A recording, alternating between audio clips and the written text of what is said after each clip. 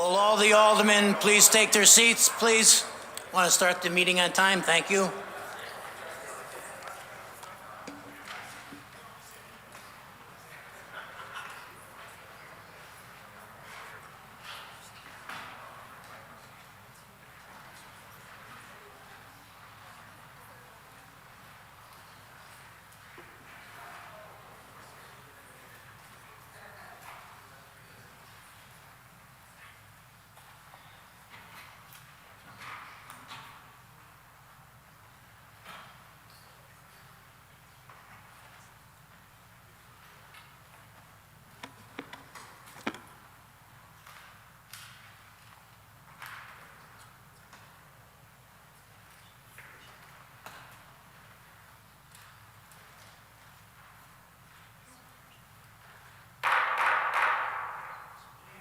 Ladies and gentlemen, today is Monday, February 2nd, 2026, and we welcome you to the February meeting of the Milford Board of Aldermen.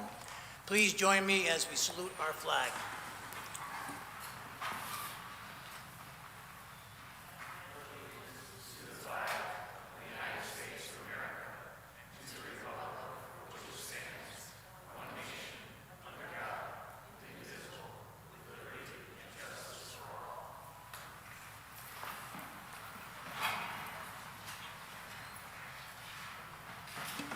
Madam Secretary, will you please take the roll? Alderman Ali. Present. Alderman Bannon. Alderman Bevan. Here. Alderman Brennan. Here. Alderman Casey. Here. Alderman Federico. Here. Alderman Fowler. Here. Alderman Healy. Here. Alderman Height. Here. Alderman Lombardi. Here. Alderman Pacelli. Alderman Michael Smith. Here. Alderman Winthrop Smith Jr. Here. Alderman Winthrop Smith III. Here. Alderman Vitro. Here. All are present. Thank you, Madam Secretary. Next portion of the meeting is devoted to public comment. And just please note, if you are here to speak about the Founders Walk project, items 8E through 8H on our agenda, that has been removed from the agenda. So we will not be speaking about that this evening. Public comment statements are strictly limited to the legislative function of the Board of Aldermen. Please use every effort to limit public speaking to the permissible business of the Board of Aldermen. The time limit granted to each speaker shall be 3 minutes. Residents, taxpayers, and electors may address the board. The board encourages speakers not to express derogatory, insensitive, or offensive statements, or to engage in personal attacks against individuals. Please keep in mind that the structure of our meeting does not allow for a two-way dialogue to answer any of your questions. Residents can contact their district alderman by phone or email regarding any issue or concern. We welcome and appreciate your comments and concerns regarding city business and community matters, and all will be taken into consideration. Anyone who wishes to address the board can do so at this time. And to allow everyone an opportunity to speak, I remind you to please limit your comments to 3 minutes. Please begin by clearly stating your name and address for the record. If you're going close to your time of limit, you're going to hear this.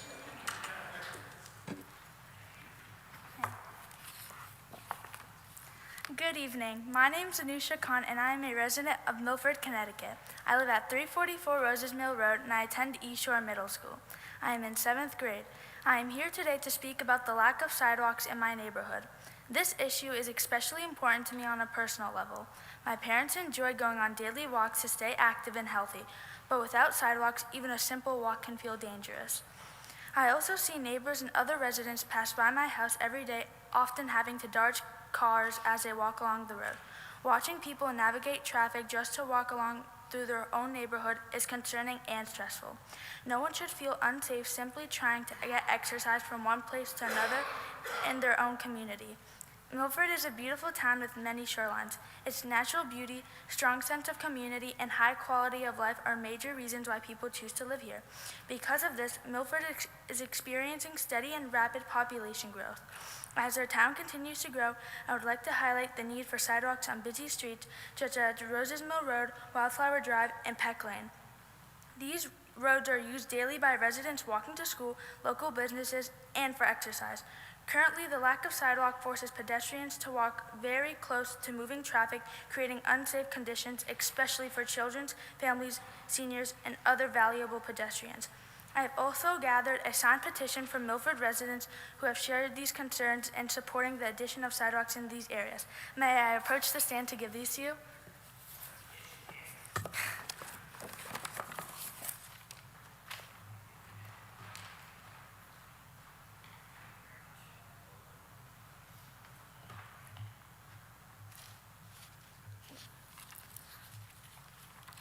Milford now has an estimated population of approximately 50,500 to 52,000 residents, with an annual growth of a rate about 0.67%. As more people move to Milford, pedestrian activity increases, and Milford's system must keep pace with this growth. In 2023, Connecticut reported 1,474 pedestrian-involved crashes, which shows how important pedestrian safety truly is. Without sidewalks, many residents feel unsafe walking, which limits mobility and puts people at unnecessary risk.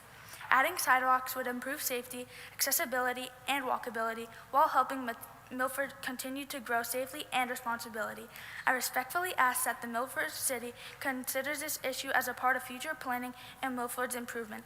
Thank you for your time, and thank you for your continued efforts to keep Milford safe and welcoming and accessible for community. Thank you.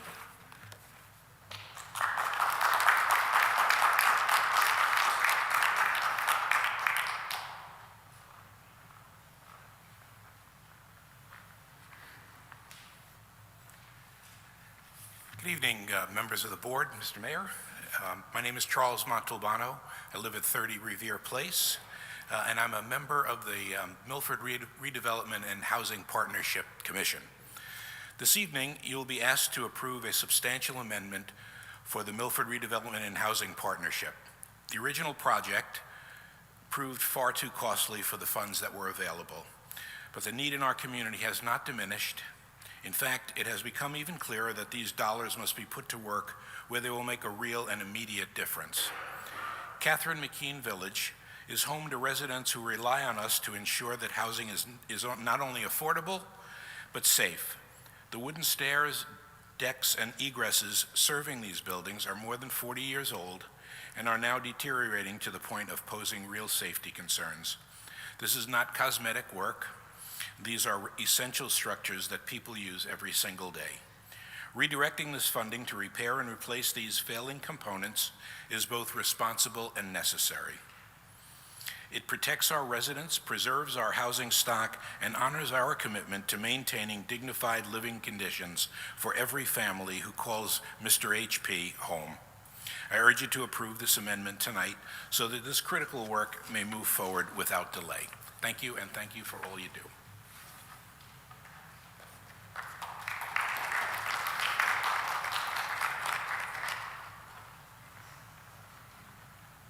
Good evening. My name's Mary Elizabeth Oak, also known as Emmy. I live at 30 Dorinna Place. When I was here at the end of last year, I requested that it was looked into how the street I live on was cleared of snow, because the last 2 years it was like an ice rink. I came tonight to say thank you for all that are responsible to make it happen. It's been cleared every time it snowed, even this last massive go-around of over a foot of snow. And I just want to say thank you.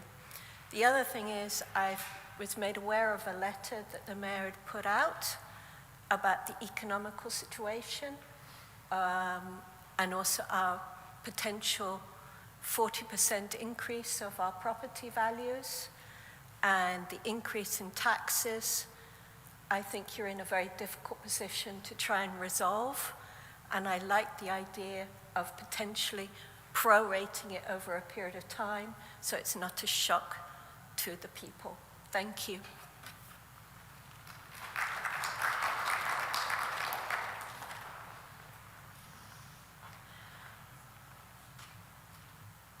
Good evening. My name is Martina Porcelli, and I live at 80 Grant Street. I watched last month's meeting and the discussion of the coastal resiliency, a plan which comes before the Board of Aldermen every year for approval. What was made clear last month by the presenter, Mary Rose, was that this review was simply to present a list of potential projects which may or may not go forward.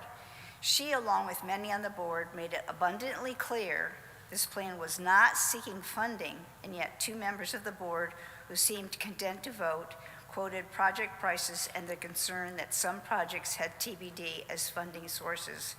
The way I understood it, as did the neighbors I spoke to on the following days, was if and when a project was to go forward, it was then that funding would be addressed.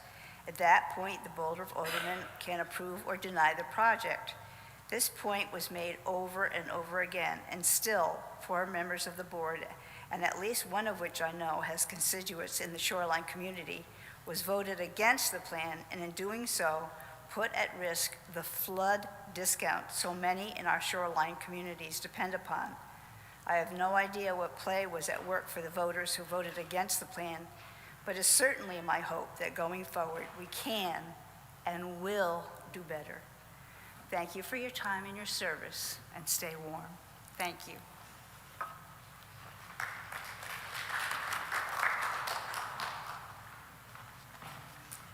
Good evening. My name is Bob Dickinson, and I live at 30 Grant Street. My topic today is the much-needed regulations on short-term rentals, also known as Airbnbs and VRBOs. Because of Milford's attractiveness in beaches, we are in the bullseye for attracting unprecedented level of investors in short-term rentals. Milford has experienced a 59% increase in short-term rentals year over year. This is damaging the fabric of our neighborhoods. In the summer, we experience the never-ending parade of strangers in the neighborhood. The biggest problem is the party house with groups coming in for the week or the weekend. The investors then use their properties for academic rentals in the off-season. These are businesses operating in a residential neighborhood. Short-term rentals erode the availability of housing in a housing shortage and generate nuisance activities such as noise, parties, and parking violations. In prior Board of Aldermen meetings, I provided copies of recently passed ordinances in East Haven and Branford regarding short-term rentals in those communities. Orange recently passed a planning and zoning regulation requiring a minimum 30-day stay for short-term rentals. The Laurel Beach District has imposed a minimum of 30-day stay for short-term rentals.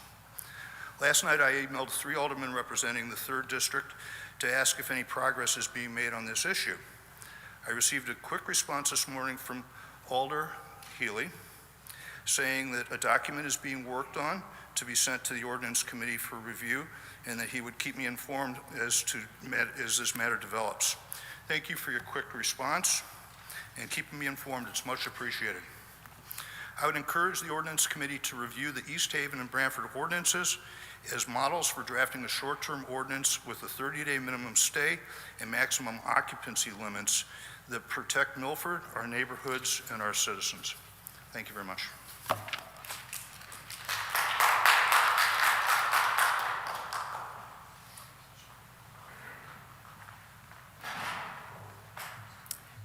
Good evening. My name is Curran Bishop. I live at 21 Green Street. I had intended to come tonight to actually speak against the position that the previous speaker was taking. But after having some conversations with people representing that perspective, I've come to change my mind and agree with them that there is a problem that needs to be addressed. I do have concerns, however, about the nature of the regulations that we're suggesting. The 2 problems that I think we're needing to confront center around the annoyance or being a bad neighbor that a lot of these Airbnbs are posing, and the other centers around housing affordability. On the annoyance and the being a bad neighbor side, most of the complaints are focusing on things that we actually already have regulations to address. We have noise ordinances, we have trespassing ordinances, we have parking ordinances. The problem is we're not enforcing them. And so we need to step up our enforcement because these are real and serious issues that need to be addressed. If we adopt another layer of legislation that says you need to follow these other regulations, but we don't enforce it, it's not going to actually fix the problem. The second issue, the housing affordability issue, is a complicated issue. There's a lot of factors, and a lot of those factors are beyond the city's control, but there are a couple of things affecting why it is so unaffordable to live in Milford that the city does have some control over. One is our over-restrictive zoning codes, but the other is our short-term rental policy. And so I would advocate that the city does need to adopt some short-term rental policies. I'm concerned, though, about simply adopting the sort of policies that we're seeing being adopted in West Haven, Branford, Orange, et cetera. There are basically two types of short-term rental owners: small local homeowners who are primary residents of Milford, and non-resident, usually wealthy and often corporate landlords. Small local homeowners like me tend to manage fewer and smaller properties, which are very much under our oversight and bring lots of money-spending visitors to the city. I have 4 children. We live in the house that my guests have to walk by as they walk downtown to spend money in our restaurants and shops. That Airbnb is part of what financially enables us to live in a relatively expensive place. But because we live near it, we're able to enforce the rules, and we're able to prevent there from being problems, and we're able to be good neighbors. And in fact, a number of my neighbors have taken advantage of the unit that I do as a short-term rental when they have family come in from out of town and can't house them over Christmas or something. Regulations that simply focus on length of stay, like the Branford regulations, would be detrimental to small local landlords like me who want to follow local regulations as they're redundant, and their focus on the length of stay would remove most of my guests. Note that wealthy partiers could still rent a place for 7 days or more and just party on it during the weekend. Middle-class people who are trying to get a vacation near the beach and are looking to rent for a few nights don't have that option. The distant, wealthy, or corporate landlords that tend to operate numerous properties that would be desirable as primary residences and consequently drive up the price of housing are much less vigilant than local landlords, and it's much harder to enforce against them. Milford needs to adopt regulations that would limit short-term rentals to owners who make the city their primary residence. Further, we could limit the number of properties an entity would be allowed to operate within the city, but this would prevent distant and corporate landlords from abusing the local housing market while not abusing small local landlords who are contributing to our local economy. I'm asking the Board of Aldermen to craft regulations that could actually become a national model for a solution to the problems so many communities are facing, not simply adopt regulations that are not becoming a solution to their problem in others' communities right now. Thank you so much for your time.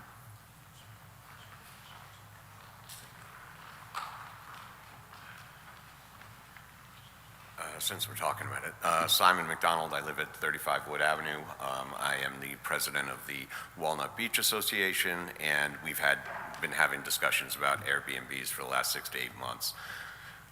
In our neighborhood, well, we're right next to the beach, and it's fairly affordable housing. So those are the single-family homes that are getting bought up and not being filled with young families that can start being a part of the community.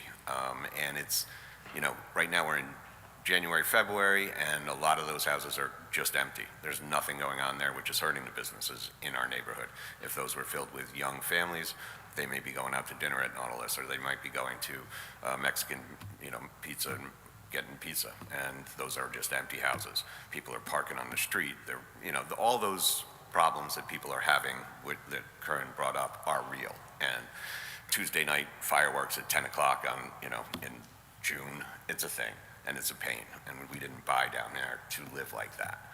I understand where Curran is coming from with the owner-occupied, use it for 2 weeks kind of thing is one thing, but that's not what's going to happen here, and we're going to have to regulate harder and then pull it back later. That's the only way it's going to work. So that's just what I wanted to say, and that's what my members wanted me to say. So thank you.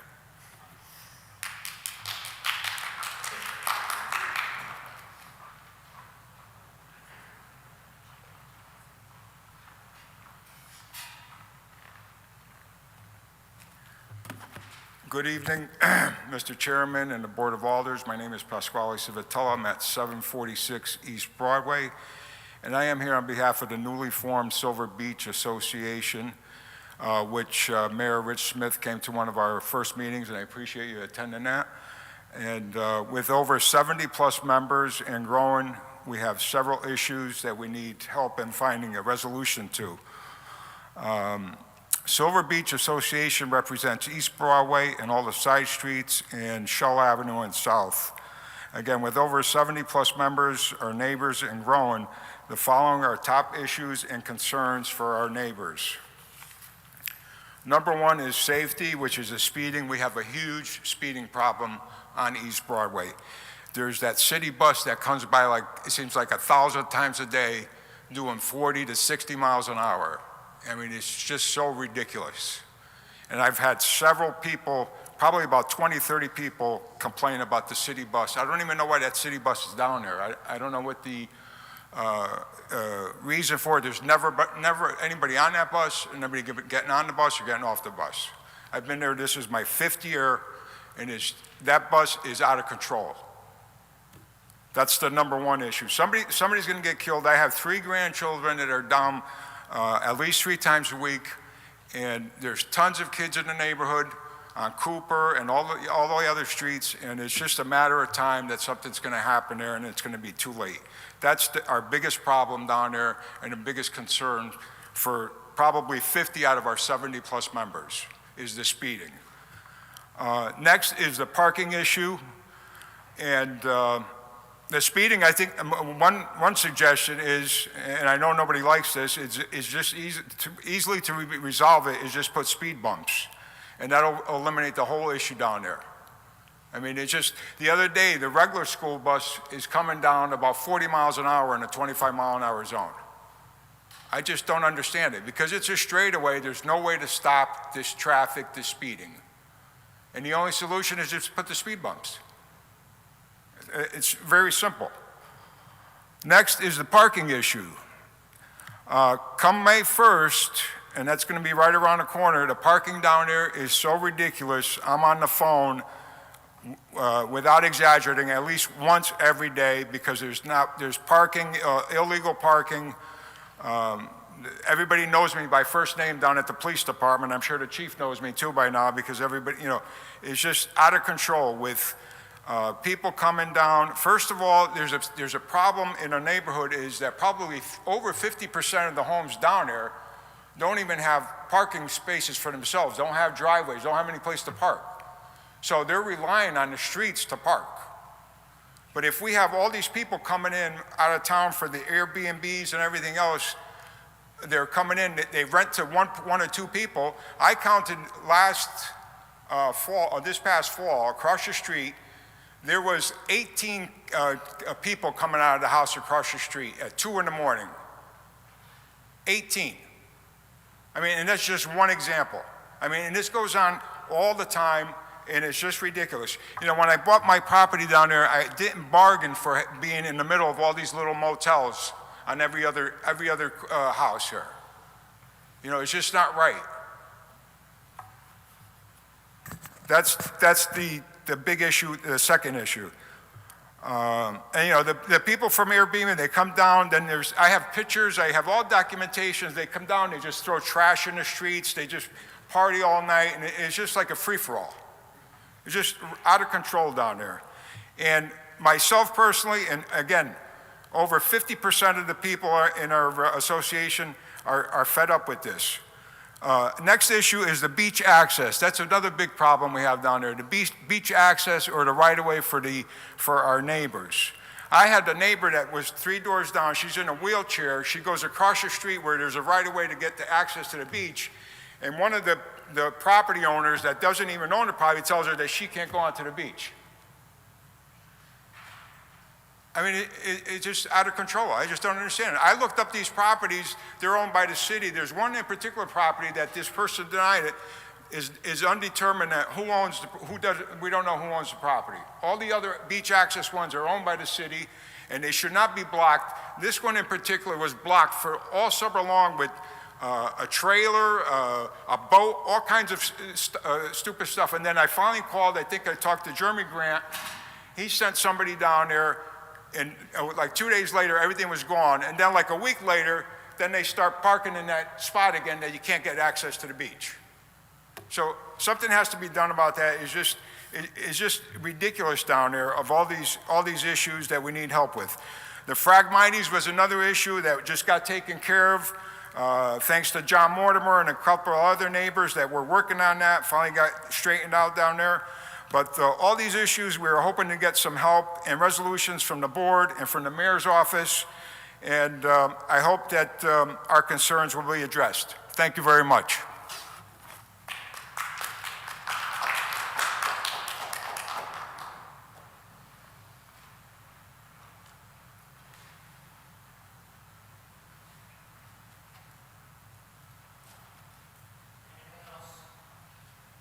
Anyone else wishing to address the board can do so, excuse me, can do so at this time.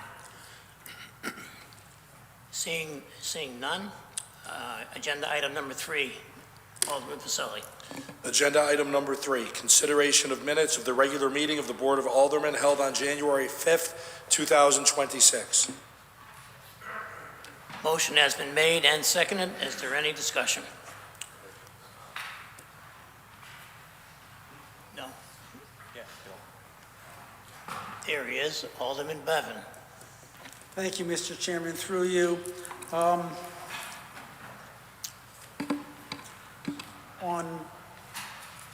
page 6 of the minutes, there's a Mark Mueller.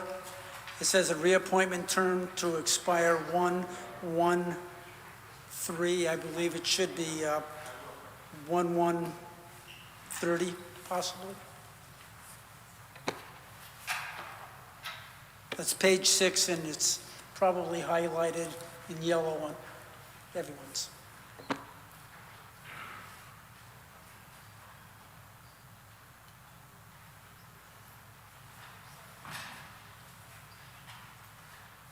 I'm sorry, can you repeat that, please? Which item? I couldn't hear you. On page 6, Historic District south of the Green, Mark Mueller, reappointment term to expire 1/1/3. I believe it should be 2030. Thank you.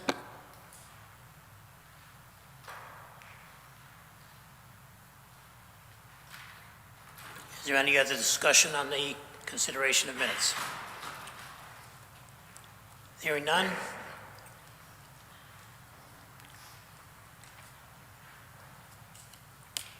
All in favor? Opposed? Motion passes unanimously with that one correction. Thank you, Alderman Bevan. Agenda item number 4, there was no special organization meeting. Agenda item number 5, Chairman's report and recommendations. I have no report for this evening. And then item number 6, the mayor's report.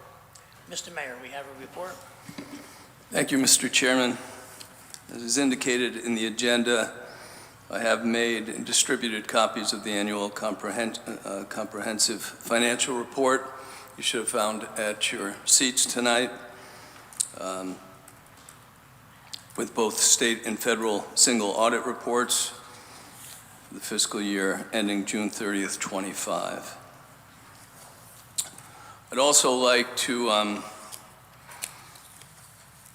share a few comments on the last month. As you know, on Saturday the 24th, I declared a snow emergency here in Milford, which included a parking ban. Parking's been an issue for us the few prior storms. We did alternate side of the street parking, which confuses people. You know, you're on odd side one day and even side another. And we knew we were getting enough snow to really warrant a full ban. And folks were pretty compliant, and I do thank the PD also for having our back and being willing to write tickets. I don't think we ended up having to tow, but it made the job a lot easier for the public works folks. There's still opportunities for improvement there, and we're still plowing around a lot of cars, which makes it difficult for the neighbors and for people to get by, so there's room for improvement. But my thanks to the men and women of Public Works, many of whom worked 14-hour shifts starting at 8 a.m. Sunday morning through 11 p.m. Monday night. If my numbers are right, collectively they moved snow from 205 miles of city streets. And each one requires 2 passes, so it's about 400 miles of city streets. And again, if my calculations and my sources for these numbers are right, we moved 1 million cubic yards of snow. I spent Sunday driving around town as people shoveled out their driveways, stopping to visit, and they were all more than happy to take a little break and share their thoughts with me. And I have to tell you, the snowstorm, the weather was nice, which helped, but it tended to engender a sense of community. People were in good spirits. They were shoveling, they were digging themselves out from the west shore to the east shore. But I have to thank Director Saley, Assistant Director Rob Harrigan, and Tom Hunt. We have pre-storm meetings and post-storm meetings. And we go over the plan before the storm, and then afterwards we say, what could we have done better?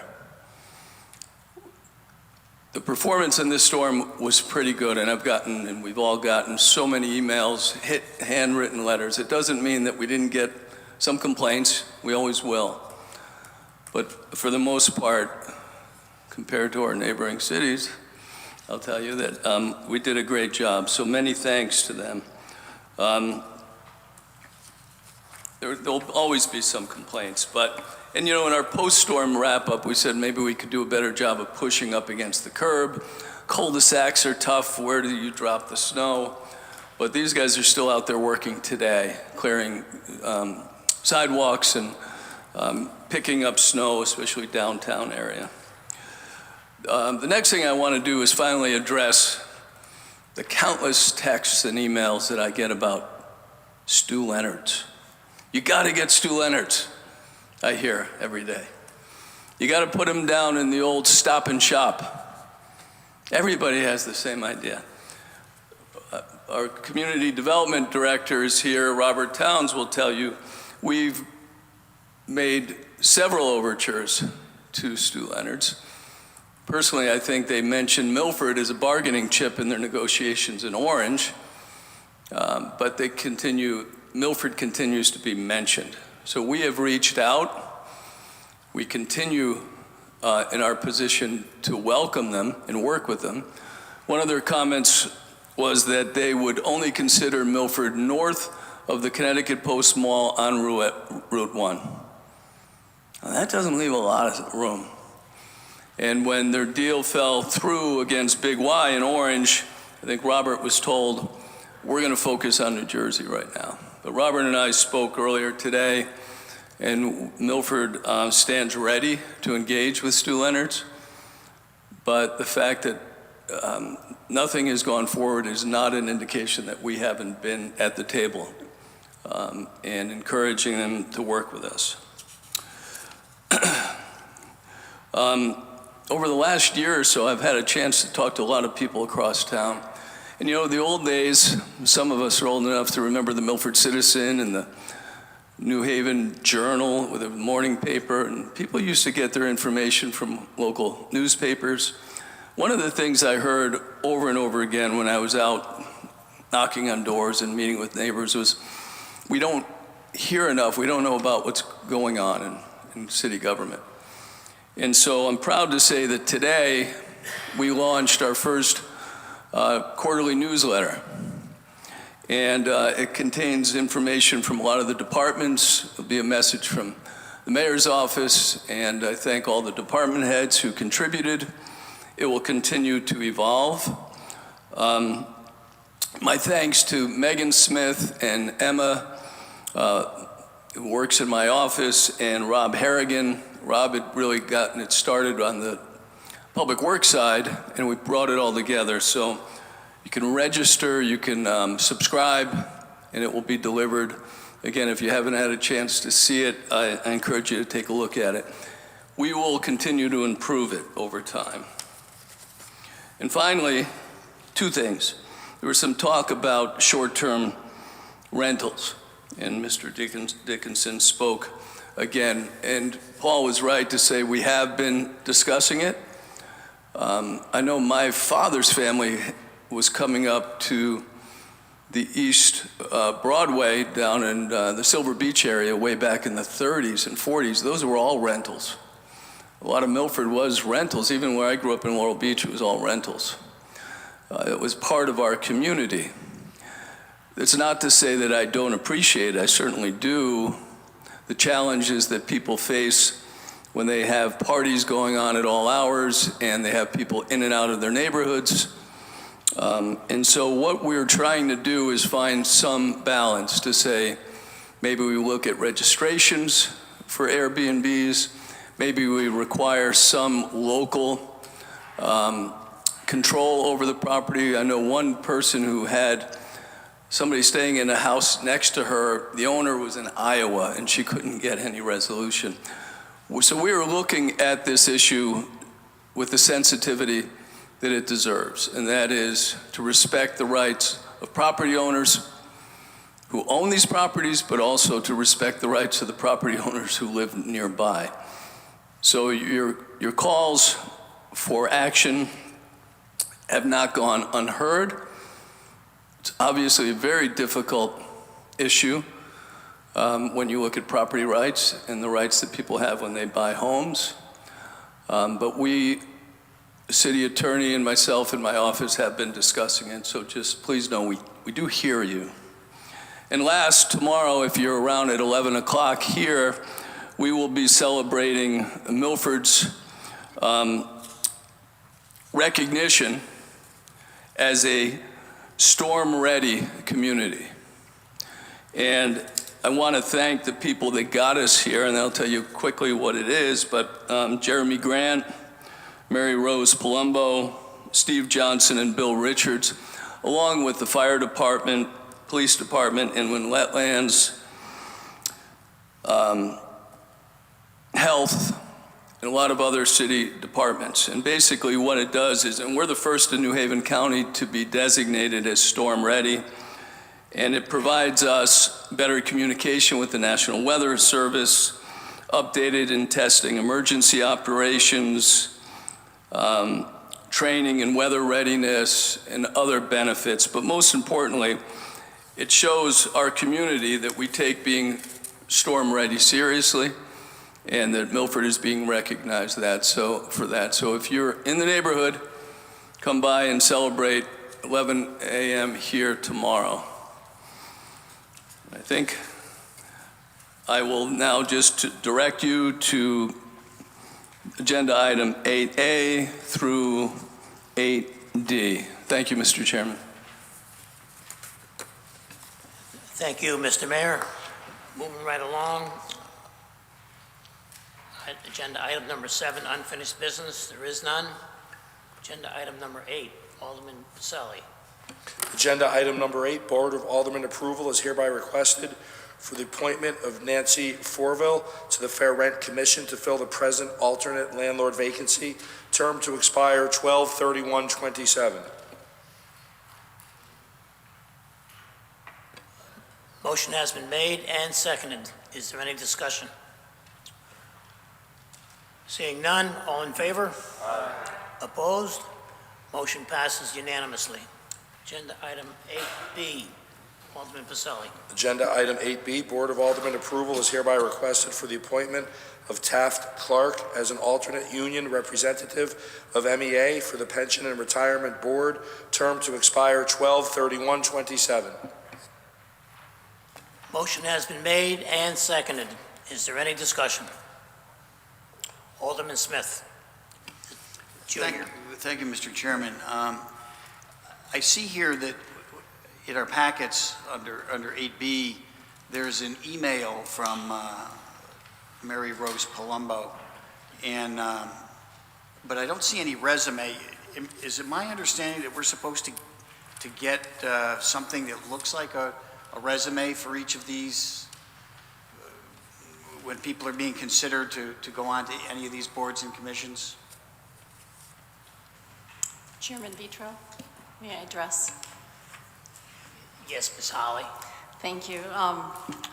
To Alderman Smith, through you, Mr. Chairman, this appointment is a requirement, so it's not one that we have a choice in terms of selection. There are certain categories, and we needed to have a union representative. This person is a reappointment, so there's no resume. It's simply a recommendation from the union. Thank you, Ms. Mulrennan. Thank you. So could I ask a follow-up question, Mr. Chairman? Yes, sir. So if I understand you, then when it's a union representative, we don't need any resume? Is that what I'm hearing?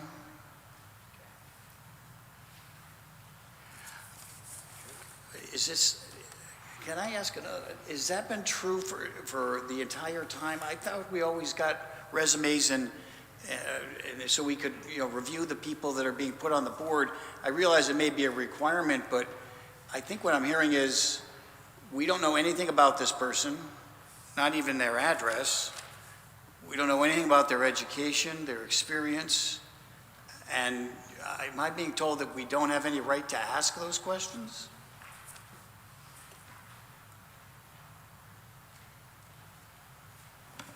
Mr. Chairman, through you, I do know his address. It's in the agenda. 87 Carriage, is that right? He's a reappointment. Do you have the right to ask? Do I have the right to ask the address? Yeah. We were told this is required, so we don't have any right to ask anything? I mean, I imagine a resume could have been included. I think this is a reappointment. So if you like, we can certainly, we'll be sure to have one, and even union required appointments going forward. All right, thank you, Mr. Mayor. Is there any more discussion on the motion?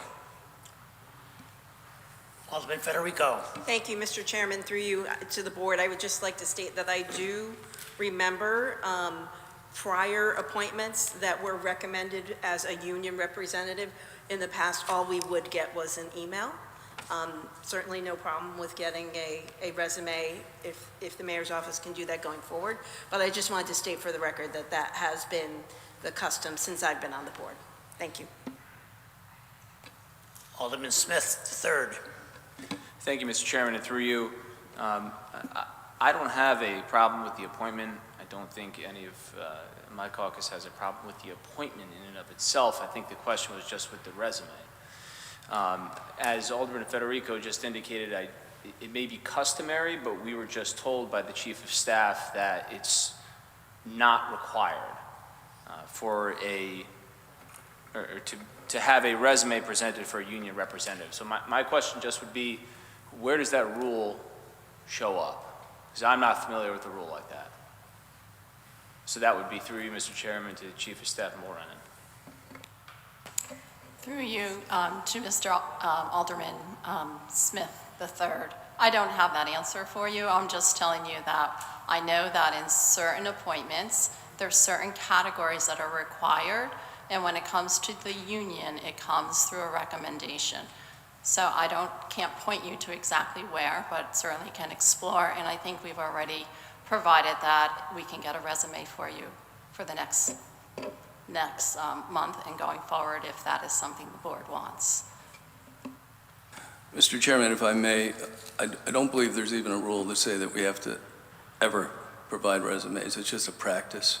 And I think to Alderwoman Jenna Federico's point, it's been a practice. But if the process would be improved by ensuring we do have resumes on these going forward, then we'll certainly provide those. Alderman Smith III. Thank you, Mr. Chairman, and through you, and I appreciate that, Mr. Mayor. And if that's the case, I mean, that's the case, right? If it's only customary, fine, it's only customary. It sounded like we were being told that's the rule.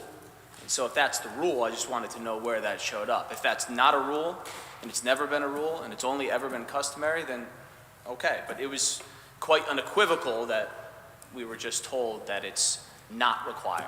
And so if it's not required, where does that show up? That's all. Thank you. Any more discussion on the motion? Hearing none, all in favor? Opposed?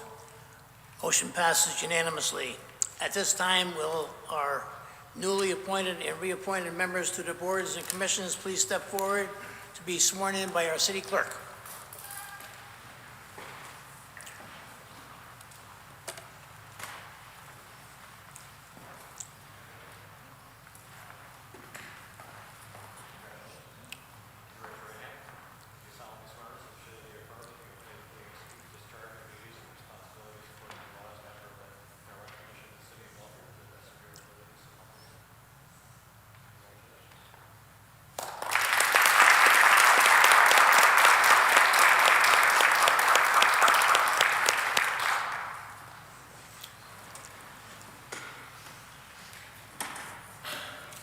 Sorry, Bob.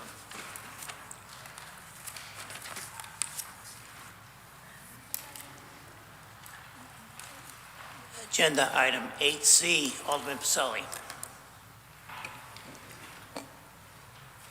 Agenda item 8C, Board of Aldermen approval is requested per the attached recommendation of the Planning and Zoning Board dated January 9th, 2026 for the acceptance of the capital improvement plan for the years 2026 through 2030. May I have a second? Motion has been made and seconded. Is there any discussion? Alderman Paul Healy. Thank you, Mr. Chairman. The capital improvement plan, in accordance with the charter, is a comprehensive compilation from all the department heads who are submitting plans for the future. It is not a budgetary approval, as there are projections in terms of dollar values that is incorporated into the plan. The plan is 214 pages. In accordance with the charter, Article Finance, Budget, Referendum, and Recall, and Article 6, Section 4 of page 26, it is anticipated needs by all departments. And under that particular article also, none of these projects, proposals will move forward until such time as the chief executive, our mayor, approves them for the next fiscal year. So anything that's on the list are planning for the future for all the various departments within the municipality that will be comprehensively reviewed by the administration and then brought before the board at an appropriate time when a funding source has been identified. Just wanted to state that for the record. Thank you. Thank you, Alderman Healy. Alderman Federico. Thank you, Mr. Chairman. I would just like to state for the record, I have read the 214-page plan. I don't want to say I've memorized it, but I've read it. And I understand, as Alderman Haley stated, that this is a plan. This is a plan based on the anticipated needs of the city, and it is still the alderman's responsibility to approve all spending. So all of the budget comes before us. Any capital improvement projects, when they are ready to be done, they will come before us for funding. So having read through the plan, I am voting. I will be in favor of it because I do, as I mentioned, I do understand that none of this is authorizing spending. It is simply the plan and the way for the city departments to communicate to us their anticipated needs for the next 5 years. Thank you, Mr. Chairman.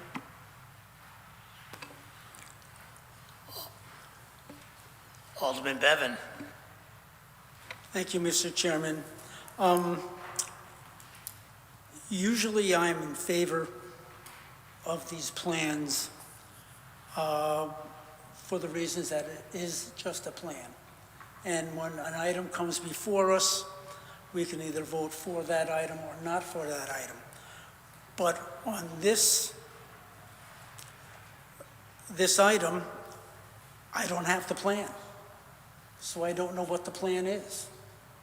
And I heard that it was over 200 pages, and maybe that's why in our packet, we did not get a copy of the plan. I would appreciate it if we actually had a hard copy of the plan so I could look at it and actually see what's on the plan. It's only my opinion that the plan should have been part of our packet. Thank you so much. Alderman Casey. Thank you. Through you to the mayor, I'm always been curious about what needs to be on the plan and what needs to be, you have, the city, you have authority to, or the public works director to prepare the city. So one year we had on a plan to fix the elevators in the library. And that really should have been done. It's automatic. It has to be done because of ADA compliance. Also, like some things, like half the sidewalks we bonded and half the sidewalks are included in the budget. I don't want to understand why it is, but also, like, for example, like we have a request from a resident to install sidewalks, and so I don't know exactly, like, I'm not trying to be a wise guy, because I'm just interested in that dialogue we can, to be transparent, I guess. So what happens if we grant, like, you want the sidewalks in the I don't know, like the Rosemille Road and Peck Lane and Wildflower Drive? Does that need to be included on the plan, or you can just tell Mr. Selly to do it, or it has to be funded by another source? Because I have to look at it like, if you want to build sidewalks, you can have Public Works just build sidewalks. It doesn't have to be a request for a bid, everything that. So can you illuminate me a little bit more about the subjects? I just want to, I guess, be transparent, because it always confused me about why we need sometimes to, get, like, fixed elevators. Okay, that's really not a public improvement. You need to fix the elevators. And, so can you illuminate me more about the process? Mr. Chairman, through you to Alderman Casey, thank you for the questions. I didn't know the elevator was broken again. No. Oh. It was during Okay. Mayor I get it. I Blake's just want to make sure it wasn't. No. So, but he put it, but I'm not criticizing Mayor Blake, but I was like confused about that, but it's passed. So because I've been there for maybe I don't know, 8 years, and sometimes it was, confusing me about the process, because what if you want to put sidewalks in this area that the resident spoke eloquently about, you don't have to, you can just, maybe property to transfer, like easement, but other than that though, you can direct the public works director to do it, right? So or else you have to provide private funding, I guess, because they want to, the city doesn't want to do it themselves, I guess. So I'm sorry, that's. No, it's a good question, and the answer is it depends. I mean, if we have the money in the budget, a lot of times we'll put things will be in the capital improvement plan as placeholders should we need to bond it for extensive sidewalk. We do have grants from the state for town road and other city needs, infrastructure needs that we can draw on for sidewalks. So if we find ourselves short on those funds and we have a need to bond, it's in the plan. We don't necessarily bring it forward for bonding unless we find the financial need, but most of the time we're able to we're able to fund that work out of the state grants and the accounts we currently have. But I agree with you, it's murky between the two, and sometimes we keep the placeholder in the capital improvement plan, but oftentimes we won't bring those requests forward. But thank you for the question. Thank you. Any more discussion on the motion? Alderman Smith, the third. Thank you, Mr. Chairman, and through you, it's like I'm having deja vu, not only from last month, but from 6 years ago, when I was previously on the board. And as I indicated last month, and I will make the point again, I'll start out with saying there are a number of good projects in this capital improvement plan. I mean, we have asbestos abatement needed, sewer system upgrades, pump station upgrades, various fire department renovations, improvements, remodels to a bathroom. I see the police chief here in the police department, good projects there. But from my experience, we cannot take this plan project by project and vote on it line item. And for me, that's a problem, because I agree with many of those projects that I just mentioned, including others. But there are various projects that I do not agree with, especially ones that have unidentified funding sources. Projects that could come from the general fund. Projects that do not have state reimbursement elements to them. I mean, various projects at 12 million, 5 million, 2 million, 1.2 million. I mean, the total capital improvement plan project is $281 million. Again, various projects I agree with, and I wish we could vote line by line so I could vote for them and vote against the items that I think are inappropriate for the capital improvement plan, but I know I can't do that. And if I amend the capital improvement plan, it'll just be voted down. So I don't want to waste our time here as a board. I just want to point out we need to change that so that we can vote on it line by line.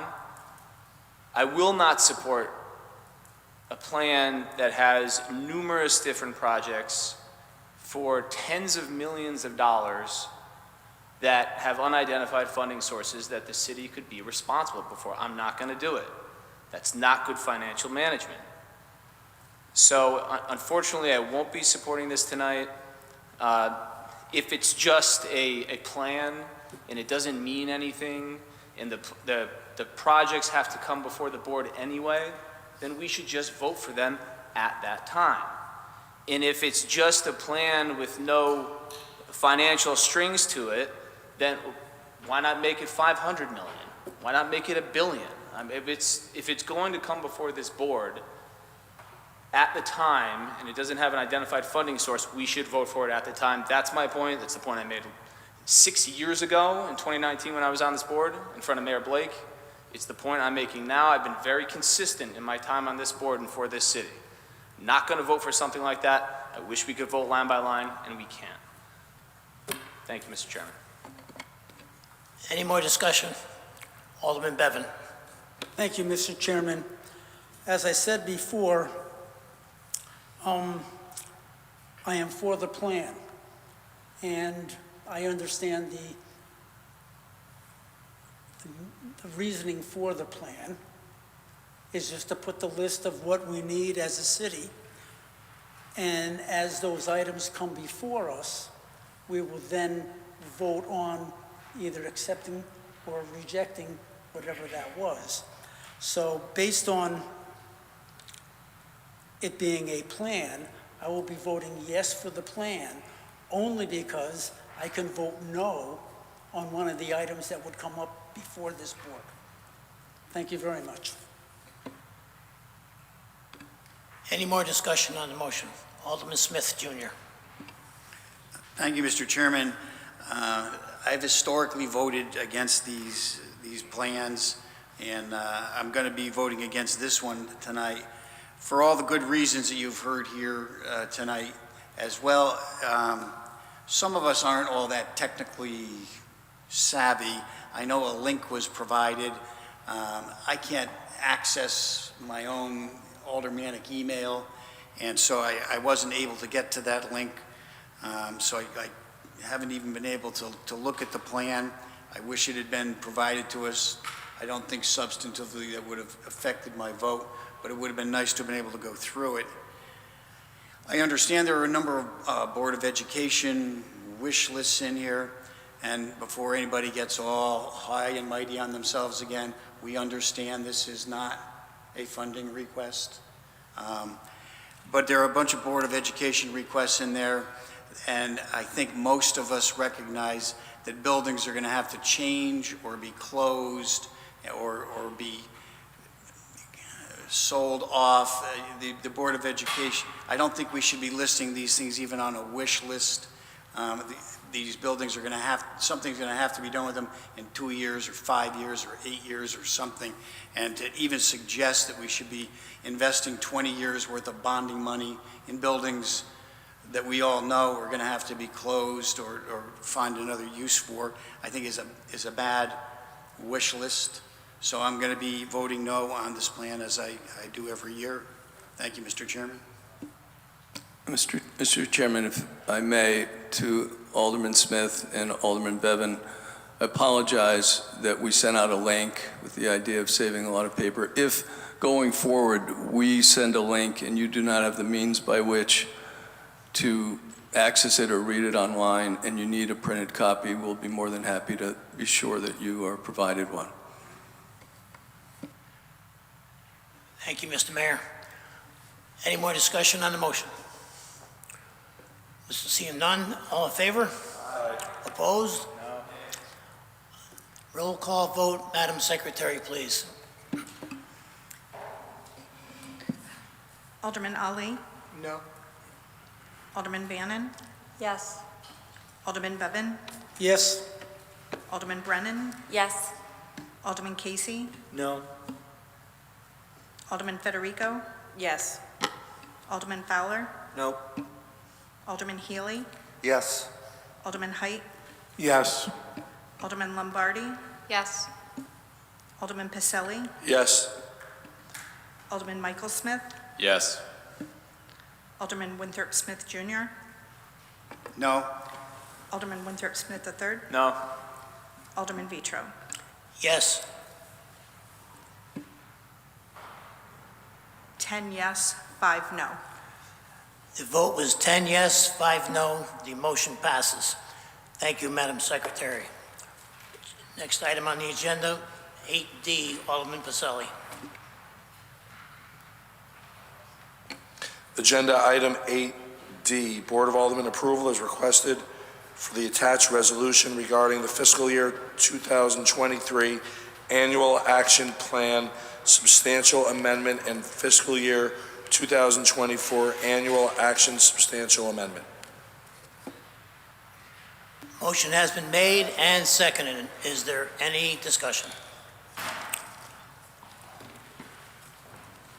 Alderman Federico. Thank you, Mr. Chairman. Through you to the administration, can we just get a brief explanation of what this motion is intended to do? Of course. Thank you. So these two fiscal years, 2023 and 2024, we had awarded funds to the MRHP organization to upgrade their fire alarm panels in the Catherine McKean buildings. After they went out to bid, they came back way over budget, and through re-engineering, they were not able to make the project work with the funding that they had, including the CDBG dollars. After we spoke, I extended their award to see if there was anything we could do to support the project. However, we also identified another issue with the egresses, the decks, and the stairs that were rotting. The amount of funding that was awarded to MRHP would be able to support this project in full and efficiently instead of sitting on the funds, which, since these plans were already approved by the Aldermen in 23 and 24, it is policy to alert the board of any changes to let them know we have changed the nature of the activity.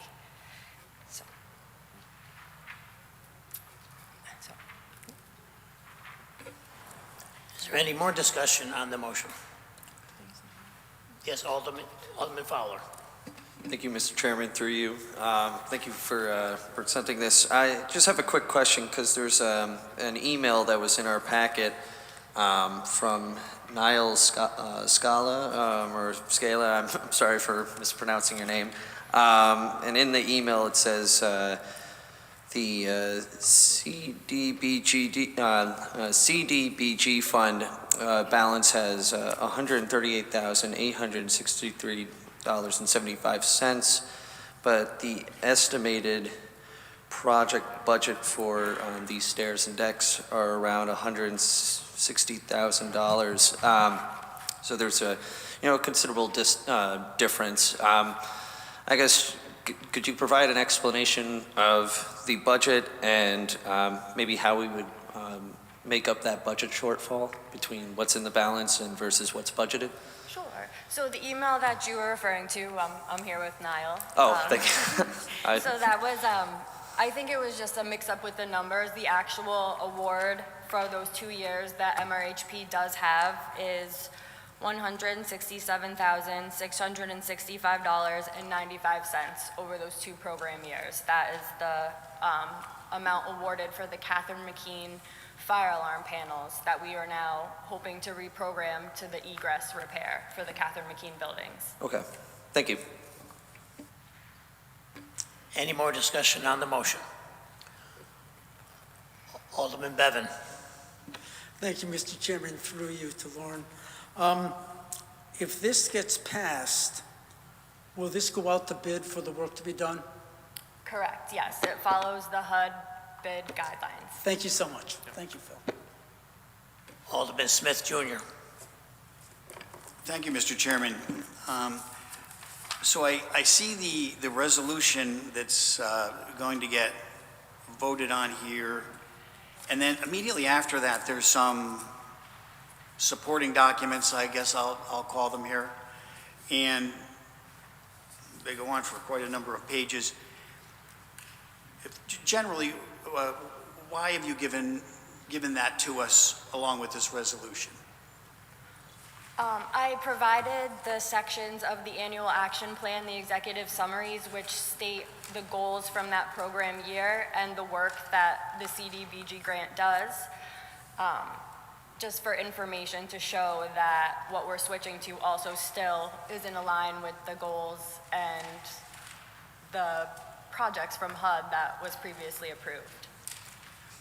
Now, these documents that are attached are stamped draft. Why? They're still stamped draft until HUD finally approves the resolution and the annual action plan can be updated in the system. So right now, because the substantial amendments have not been approved and the resolution has not been signed, it's a draft until everything is submitted to HUD with the resolution and they approve it on their end. And when you said the substantial amendments have not been approved, you mean have not been approved by HUD? No, from this board. So I see a number of different substantial amendments attached to this, not just the ones we're voting on tonight, but there seems to be at least 5 other substantial amendments, both in each of those 5 references, there references number 1 and number 2. Are those substantial amendments, and the numbers are different in those substantial amendments than the resolution that we have here in front of us tonight? The numbers are all different in each of the 5 sets of substantial amendments. Are these substantial amendments that are in the supporting materials all going to be submitted to HUD and requested that HUD accept all of them? So there was a previous substantial amendment to the 2023 fiscal year that was passed last time. That's substantial amendment 1 to fiscal year 2023. The one for MRHP for fiscal year 2023 should be substantial amendment number 2 for that program year. And then for program year 2024, there should only be one substantial amendment for this. I think there's Oh, there's one, okay, and the one following it says 2025. At any rate, there's so many substantial amendments here. I'm not sure I quite understand. So these substantial amendments you're saying have already been passed by this board? One of them has for the Bethel shelter in fiscal year 2023. That's substantial amendment 1. HUD does it by program year. So if there was a substantial amendment made to program year 2023, which there was for Bethel, that's classified as substantial amendment number 1. So because we're amending the plan again to switch this funding around, this is the second substantial amendment for program year 2023. So then on the supporting documents on page 6 of 56, it says substantial amendment number 1, it looks like it's for year 2024, and substantial amendment number 2 for 2025. And you just said we're submitting substantial amendment for year 2023. So our substantial amendments on page 6 of 56, substantial amendment in caption amendment number 1 and substantial amendment number 2 for 2024 and 2025, are we voting on those tonight? No, the only thing tonight is the funding for MRHP to switch from the Catherine McKean fire alarm panels to now funding the egress repair. And have we ever voted on the 2 substantial amendments shown on page 6 of 56? I unfortunately don't have that in front of me. Mr. Chairman, Alderman Federico. may I offer just a clarification to Alderman Smith? If you look on page 6 of 56, the top left heading of that page says fiscal year 2023. So when Ms. Kelly's referring to 2023, all of these pages in that section of the packet are 2023. And so the dates where you're seeing 2024 and 2025, those are meeting dates and other dates when things needed to be available to the public. So my understanding is it's Amendment 2 for 2023, right? And then with the 2024 funding, then on page 21, it's Amendment 1. And that, if you look in the top left of that section, it refers to the fiscal 2024 plan.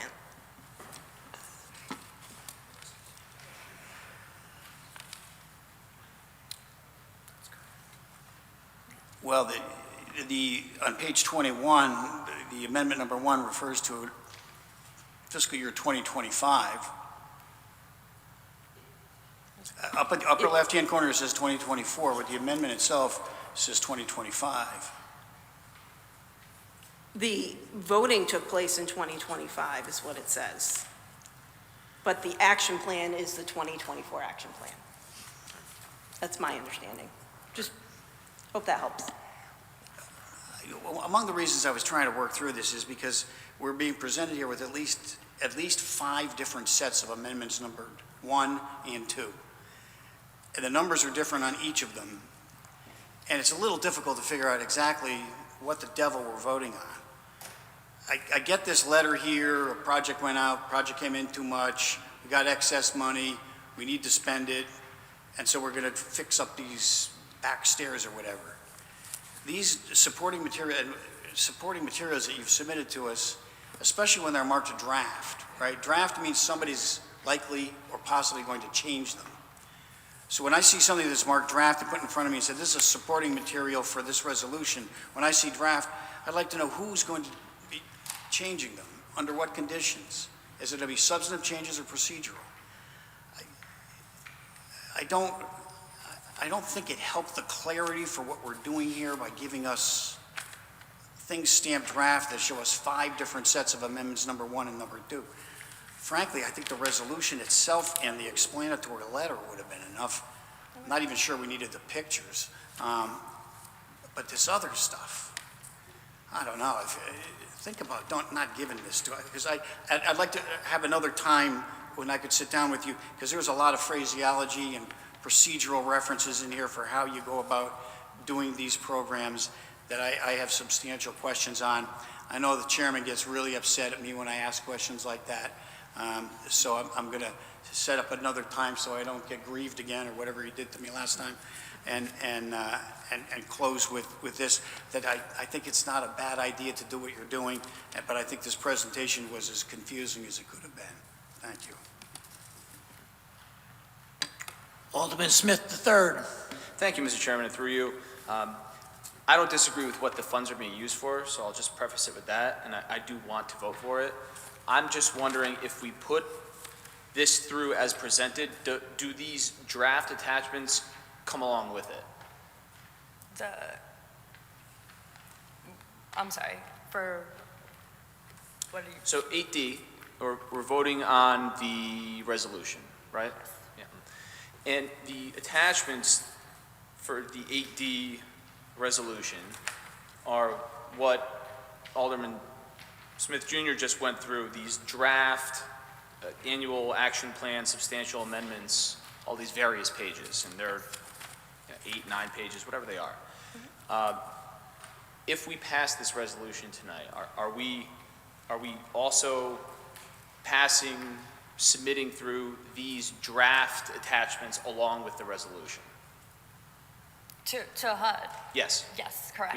Yeah. Yes, Okay. everything will go through, and once it's approved, the draft will come off the pages, and it will be. It says draft because it also has been on display for a period of 30 days to the public, as well as on my website. So it says draft because it has not been finalized by HUD. That's why it says draft. And I appreciate that. Thank you. If I can, Mr. Chairman, I too have a very difficult time understanding and squaring the language in these draft attachments with the resolution, very much so. So I'm going to make an amendment to remove all of the 8D draft attachment items because I do want to vote for the 8D resolution in and of itself. I just think that with these draft attachments that are very confusing, the various different substantial amendments indicated by Alderman Smith Jr. have very different amounts applied to very different projects than what's in the resolution. I don't see how we could or should submit that to HUD for approval. So I would make an amendment to 8D to accept it as presented, but to redact out the 8D attached draft documents. I'd submit that for the board's consideration. You making that in the form of a motion? Yes, Mr. Chairman. Do we have a second? Okay, we have an amendment on the floor and a second. Is there any discussion on the amendment? Alderman Brennan. Is there a requirement from HUD to include the action plan substantial amendments when you submit the resolutions? So when I send this to HUD, I'll send the resolution as an attachment, but I will send the whole plan as it is, the fiscal year 2023 and fiscal year 2024, those two action plans. Once the resolution has been accepted, the substantial amendments of that plan will be, so they're part of the plan.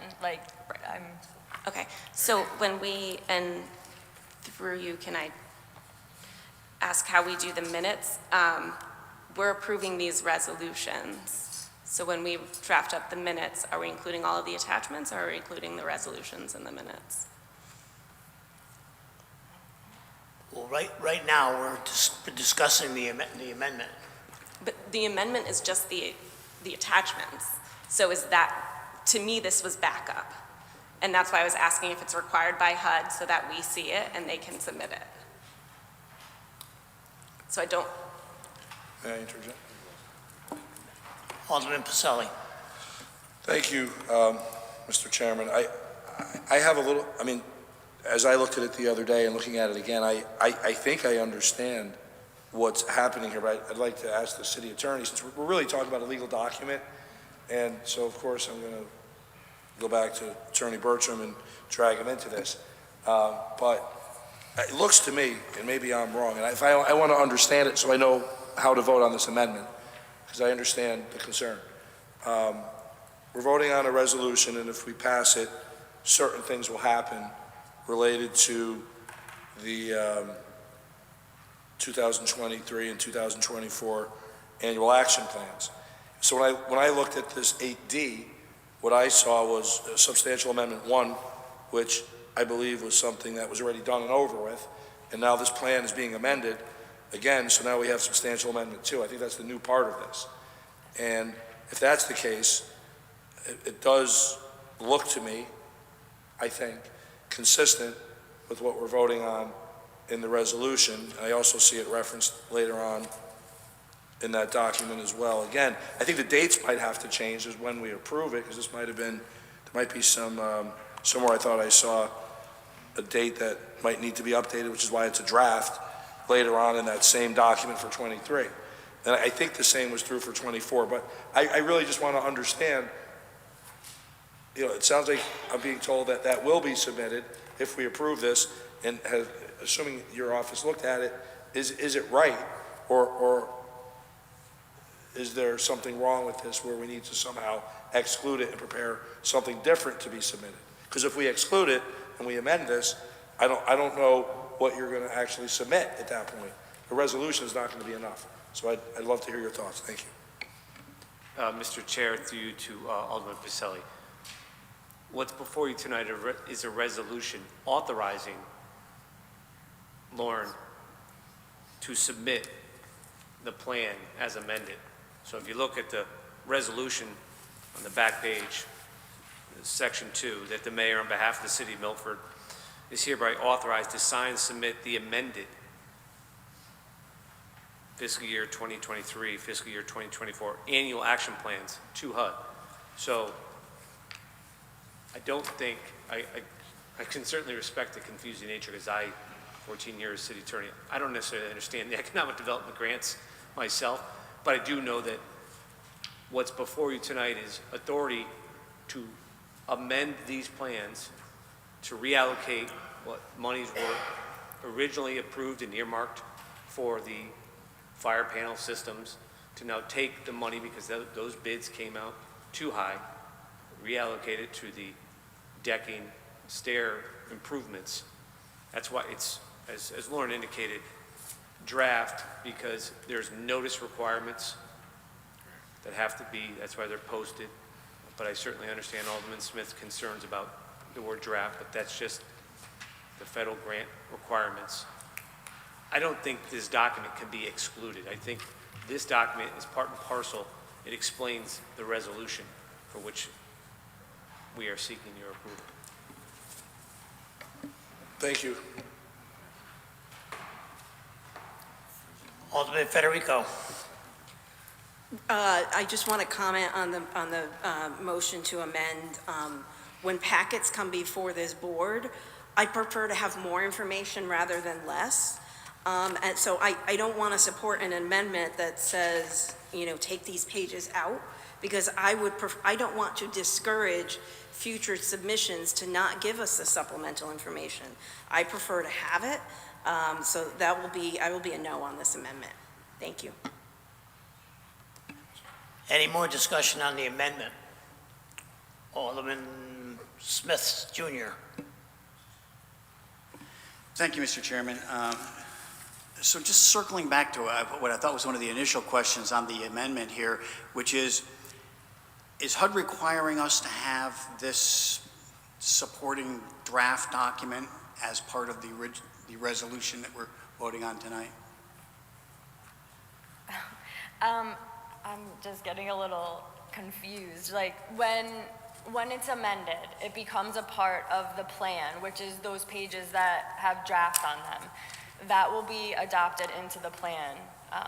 So when you say submit, the plan as a whole with the resolution as well as the substantial amendment in there will be in full sent to HUD. It's a very large report, but the only parts that were being changed is what I brought forward. It's a very big report. So when it goes to HUD, after we have the resolution, I put it through the system, and HUD looks at it and then approves it.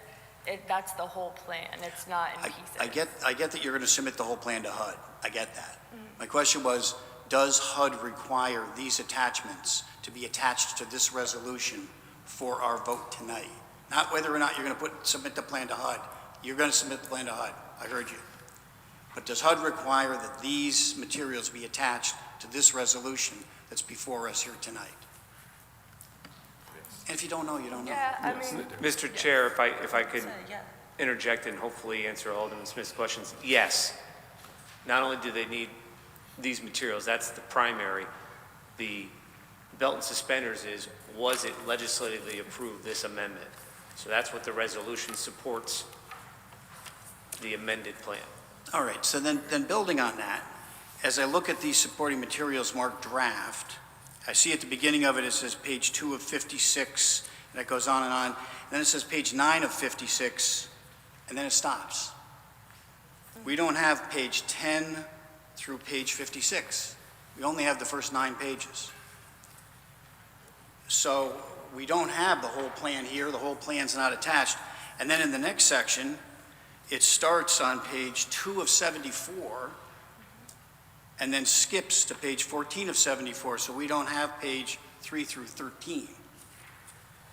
And at the end of that document is page 21 of 74, so we don't have pages 22 through 74.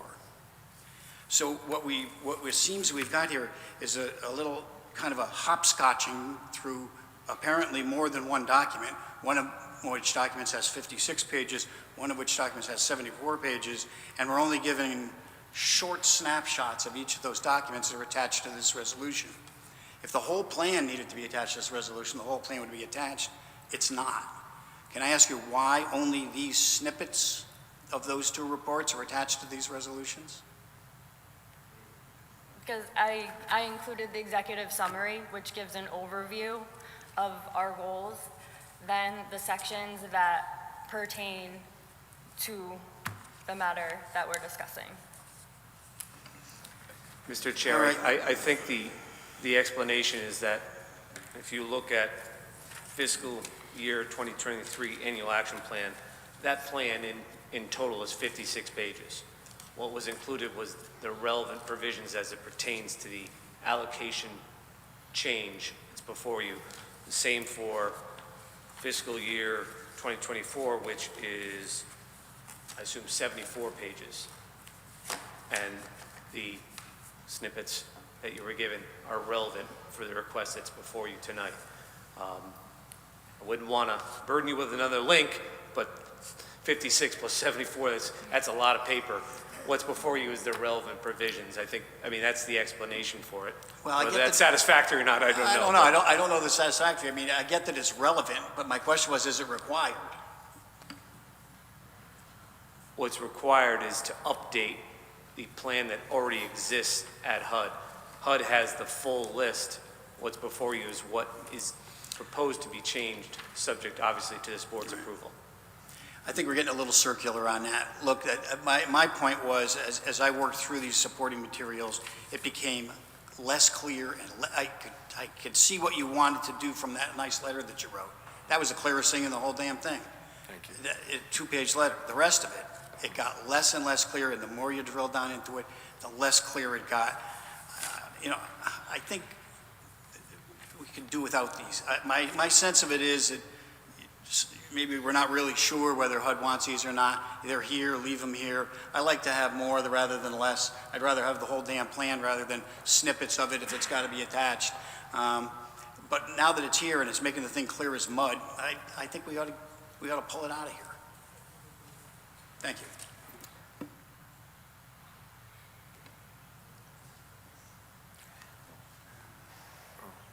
Is there, Alderman Healy? Could we have Alderman Smith the third redo the motion and call a question? Read the motion again. You made an amendment. Thank you, Mr. Chairman. Through you, I certainly did. But the reason given by the city attorney is acceptable, so I'm going to withdraw my motion on that.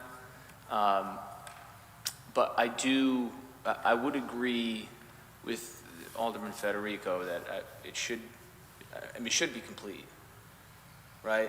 Alderman Federico just indicated that she would like more information, not less information, complete information, correct information, and I want the same thing as well. And I must have missed that with the missing pages, but if the whole plan is going to be submitted to HUD, I think then we should be able to see the whole plan. I'm sure it's acceptable. Like I just said, the reason given gave more clarity as to the draft attachments. I understand that now. And maybe the rest of those pages, will provide even more clarity and a more complete document. If I were to, so I would like to table it so we can get that entire packet. I just don't want to be able to lose the ability to use the funds. If we were to table it until next month, would we lose the ability to use the funds as indicated in this resolution? Well, no, however, so if you wanted to see the whole plan, that we could get that. However, I have to mention that the plan for fiscal year 2023 and fiscal year 2024 have already been approved by this board. So the only thing that is changing is just that amendment. So nothing else in the plan that has already been approved will be changed, just the nature of this project for those program years, if that helps at all. But I can get the whole action plan for you as well. Thank you, Mr. Chairman, and through you. Not this board, I never approved something like this, so it must have been a prior board. So I haven't seen the full draft. So I would like to see that. Of course. I agree we need full and complete information. More information is good information, unless the position of Alderman Federico has changed. I think we're on the same wavelength that all that information should be provided before we vote on something like that. And I assume the position hasn't changed in the last 5 minutes, so I would like to then make a motion, if we're not at risk of losing the funds, make a motion to table this item 8D until next month. If I may speak? We have a motion on the floor to table and a second. Is there any discussion on the motion? Alderman Federico. Thank you, Mr. Chairman. I just want to clarify, my point was that I don't want to say, take away the information, because I don't want to discourage other departments from giving us supplemental information. From what Ms. Kelly has said, the only things that changed are the things that are in our packet. So I don't need to see the things that were previously approved. What I said was, I don't want to discourage departments from giving us more complete and additional information. And I also want to say that it was mentioned earlier that may have come out of leadership that there was a desire to not call out specific aldermen by name. There was a desire for bipartisanship. It seems like we've moved on from that. Thank you. Any more discussion on the motion to table?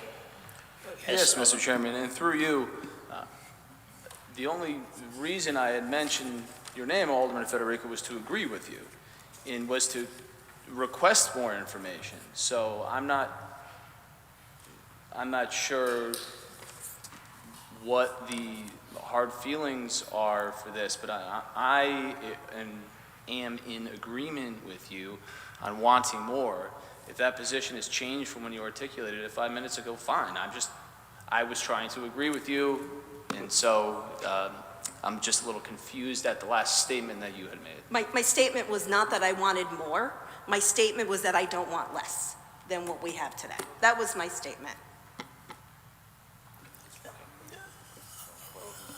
Okay, we have a motion on the floor to table. Any more discussion on that motion?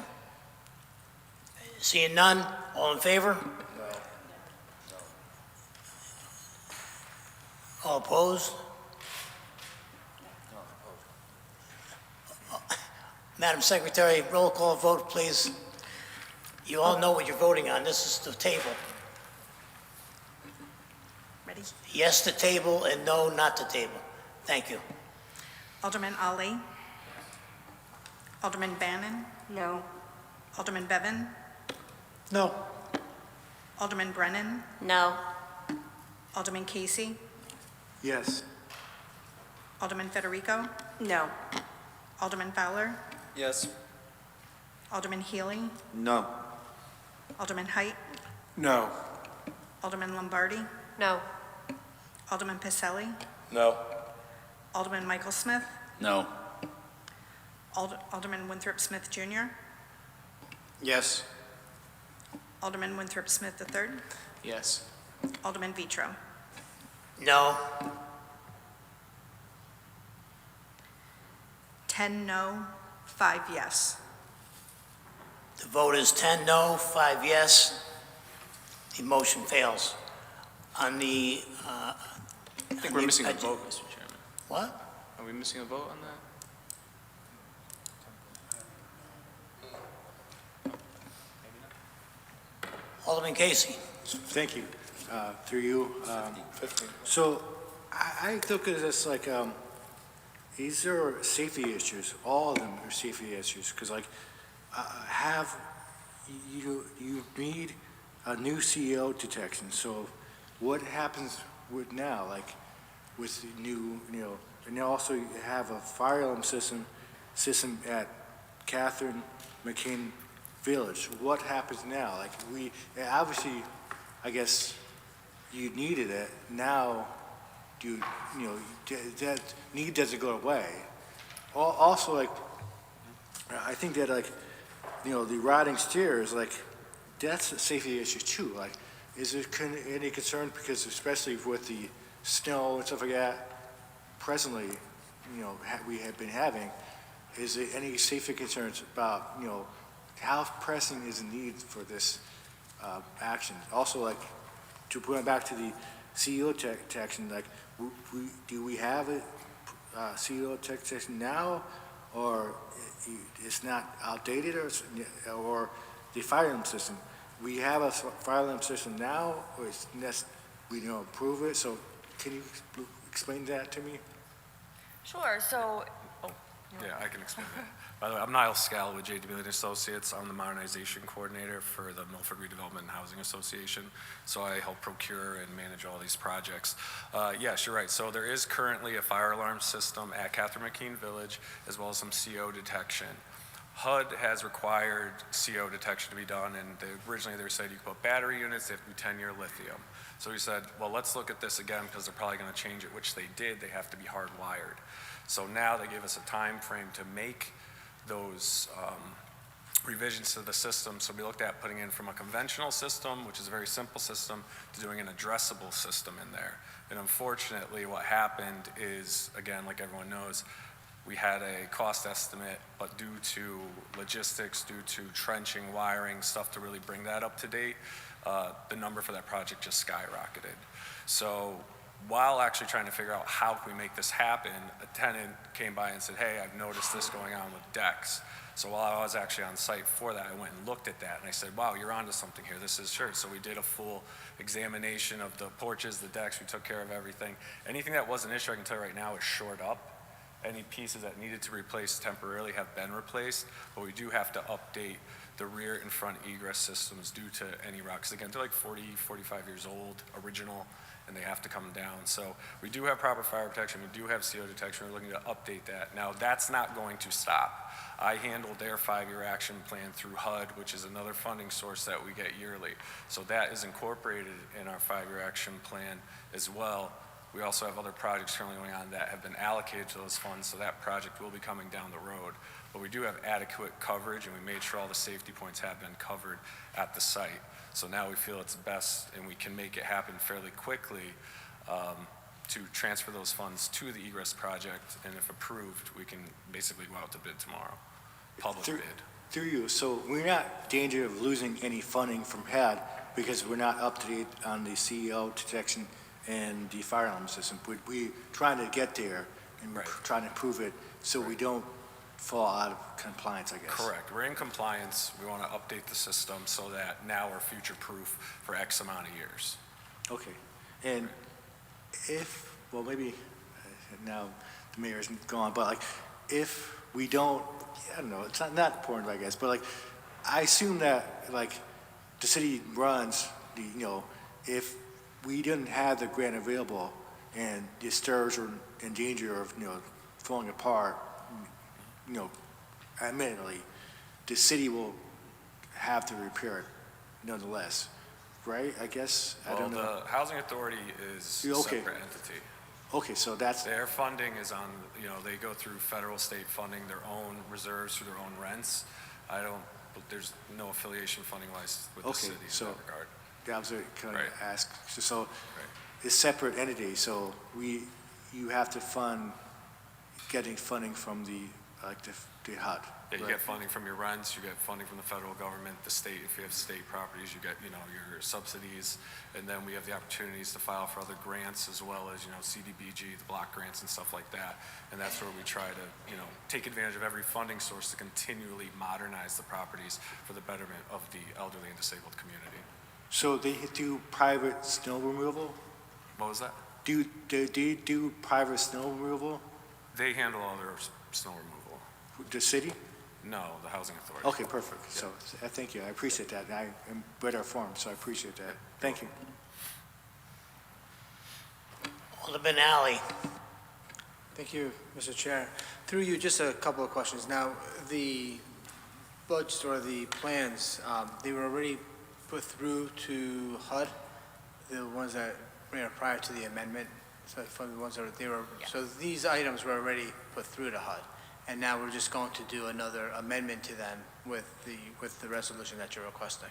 Correct, because the project that we had originally supported wasn't feasible anymore. So which is why instead of rescinding their award, I worked with them, and this was the solution that we came up with, instead of rescinding the award, to still support the Housing Association. All right, thank you. And if it helps clarify, because I do what Lauren does as well, but for the housing authorities throughout the state, what the snippets that you were given, those are the amendments, right? That's the only thing that's looking to change in that entire plan, because the plan was already approved. There's no other changes beyond that. And it has to stay in draft format because the only entity that's allowed to authorize that beyond draft is HUD. So once your resolution is submitted and she gets everything in and everything's approved, that non-draft plan will then be issued in that format and can be dispersed to anybody.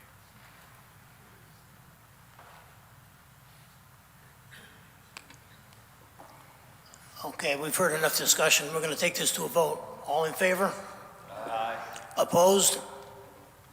Motion passes unanimously. Thank you very much. Thank you very much. Next item on the agenda.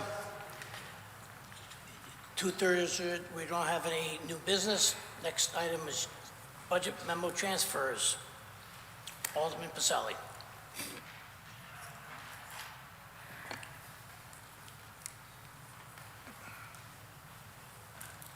Agenda item number 10, consideration of budget memo transfers number 1 and number 2, Fund 1005 fiscal year 2026.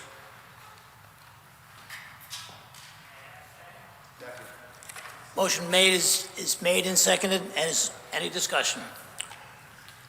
Alderman Smith. Thank you, Mr. Chairman. Could somebody explain this to me? I'm sure it's a simple explanation. The attachment says it's being taken, it looks like it's being taken out of regular wages, but the description says it's to pay for a GPS subscription. Can someone just explain to me what I'm reading here?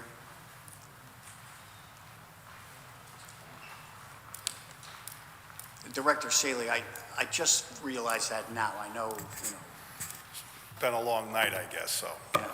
So I appreciate it. So the reason that we're taking out of general wages, it wasn't in the budget for this year. It will be in the budget for next year.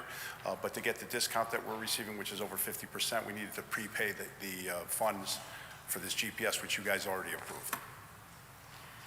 Right, so And we're it came taking out, them... it came out of regular wages, you're correct. So you're taking it out of the regular wages account? Yes. And you're using it for, I remember that other thing, the 50% off or whatever it was? Yes. And so you don't need this money for wages? Is that what we're... We do not. We have a few empty positions, so we're being able to take it out of the empty positions. Okay, all right. So although it says wages, the idea here is we're using it for this other thing because you don't need it for wages? Correct. All right, thank you. Any more discussion on the motion? Hearing none, all in favor? Do you have a question? I do, Mr. Chairman. Go ahead. Thank you, Mr. Chairman, and through you to Director Saley. Good evening. Good evening. You mentioned you had a number of empty positions Yes, that are vacant correct. but funded. Funded, yes, they're in the budget, yes. How many are those? I believe it's a little over 20 at the present time. Over 20? Yes. But under 30? Between wastewater and the other public works divisions, correct. Thank you, Director. I appreciate that. Thank you. Thank you, Mr. Chairman. Any more discussion on the motion? Hearing none, all in favor? Opposed? Motion passes unanimously. Thank you. Alderman, thank you, Chris. Next item on the agenda, number 11, moving on to refunds. Alderman Pacelli, 11A. Item 11A, consideration of refunds in the amount of $11,427.89. Motion has been made and seconded. Is there any discussion? Hearing none, all in favor? Opposed? Motion passes unanimously. Agenda item number 12, are there any reports from any standing committees? Alderman Federico.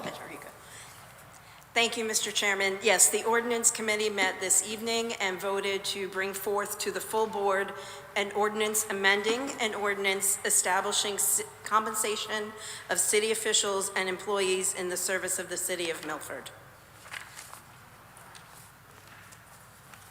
You heard the motion. Is there a second? Second. Motion has been made and seconded. Is there any discussion on the motion? Alderman Bevan. Thank you, Mr. Chairman. Through you to the city attorney. At the ordinance committee meeting that we had earlier today, this evening at 7 o'clock, I asked, what is the job description for the Director of Permitting and Land Use?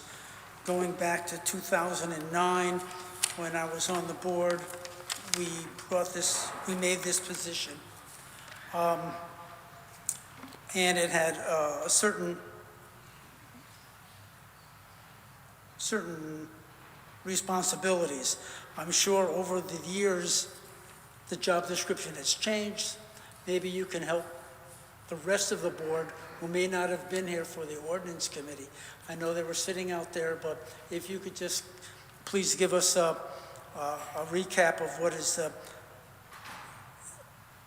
the job description of this Director of Permitting and Land Use. Please, thank you. Mr. Chair, through you to the full board.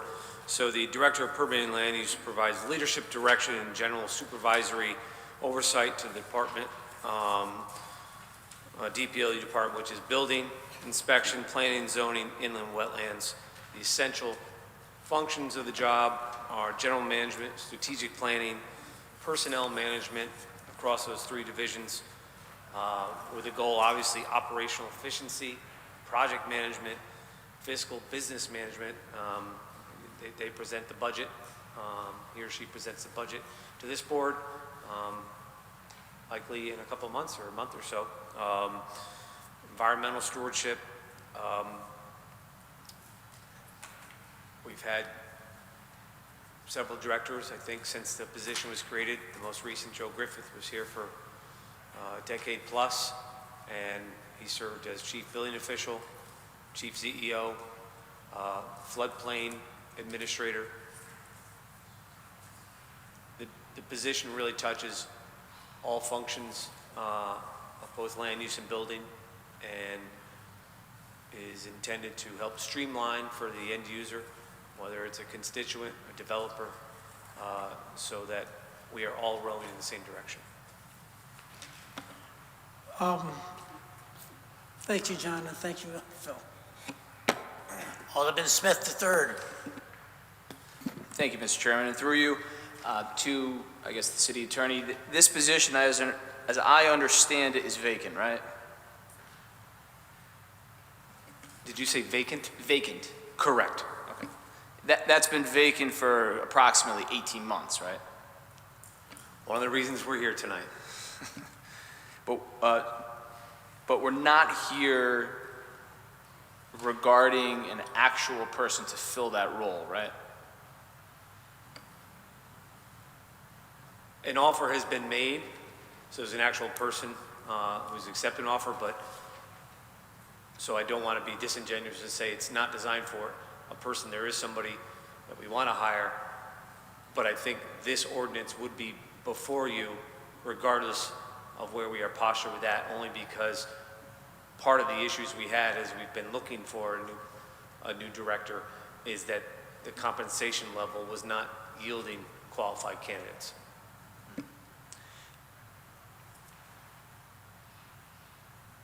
I have a concern with the position. It sounds like this was a position that was at some point in time, many years prior to this board, created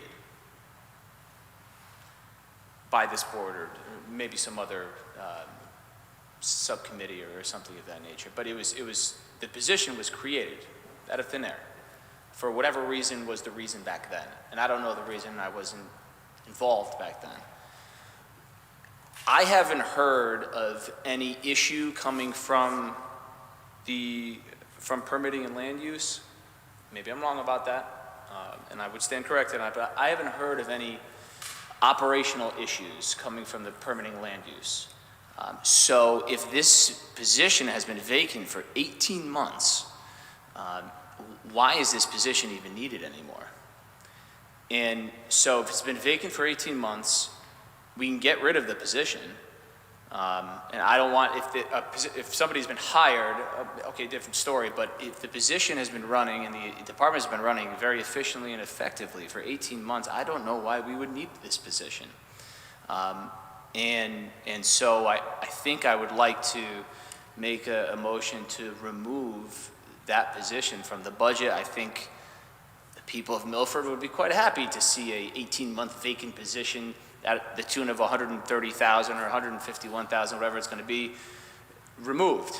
I think they would like to see a government position that's been funded but vacant for 18 months and seemingly not needed removed. Gives them some relief, right, from having to fund that position. That appears to me we don't need. So with that, I would like to make a motion amending the ordinance, removing entirely the position of the Director of Permitting and Land Use. And I submit that for the board's consideration.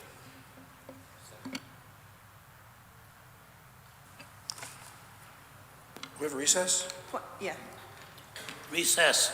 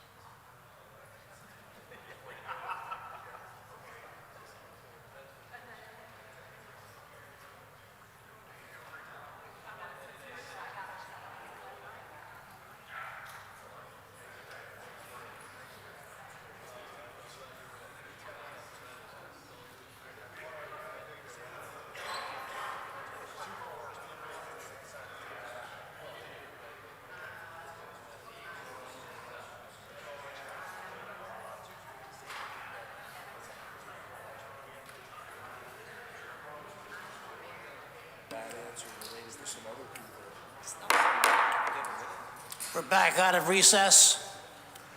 Motion on the floor and a second to remove deposition. Enough discussion. All in favor? Opposed? Roll call vote. Madam Secretary, please. Alderman Ali, Yes. Alderman Bannon, No. Alderman Bevan, Yes. Alderman Brennan, No. Alderman Casey, Yes. Alderman Federico, No. Alderman Fowler, Yes. Alderman Healy, No. Alderman Height, No.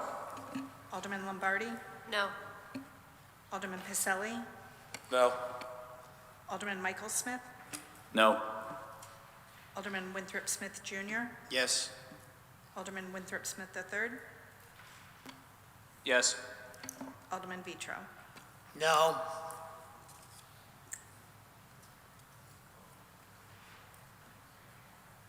Nine no, 6 yes. 9 no, 6 yes. The motion fails. On the original motion, all in favor?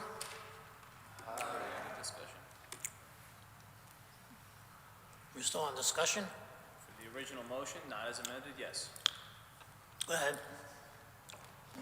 Thank you, Mr. Chairman. And through you, I just, maybe then I can be provided with an explanation as to why the position's needed. It seems very non-political to remove a position that has been vacant for 18 months, has been running efficiently, and we're not removing any employee from the city of Milford. I'm at a loss as to why it seemed like a relatively good idea before we recessed. We come out of recess and, oh, bad idea. I'm at a loss for that. It's a very non-political thing, I feel, to give the people of Milford some relief from something like this. I mean, why do we need a fully funded vacant position in the budget?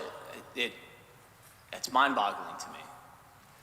So whoever can answer that, I would be certainly all ears to.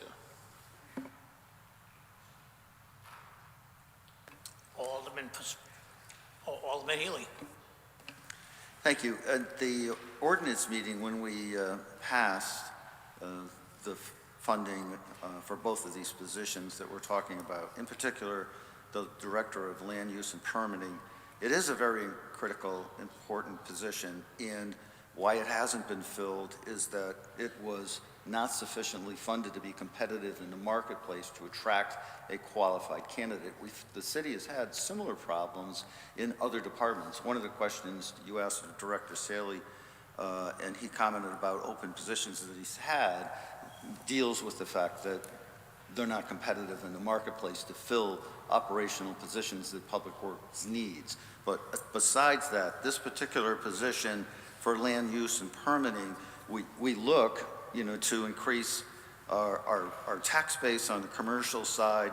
Someone who's in this particular position, along with economic development, would be key in terms of, bringing in additional revenue for the grand list, both, in commercial, in other areas, to help move professionally the permitting process, forward.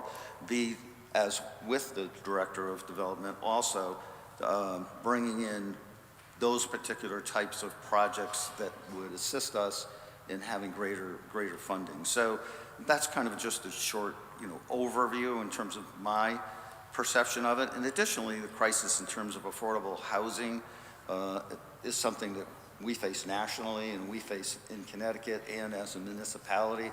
We're looking for additional, programs and projects to uplift and make Milford, attractive and work through these particular processes.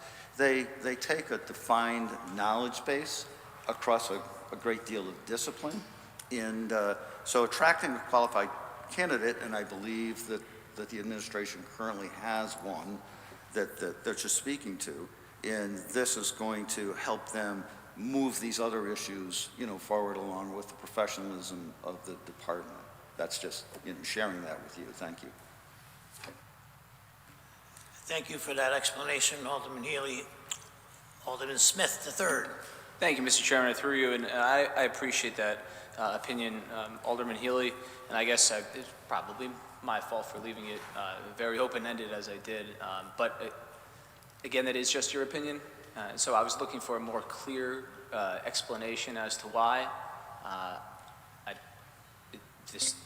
My counterparts, without naming names, have already been criticized for that. It seemed to be very much against removing the position, so I'm not sure why. I mean, maybe the caucus here has been provided with a more clear explanation, and maybe that opinion, Alderman Healy, is sufficient for everybody.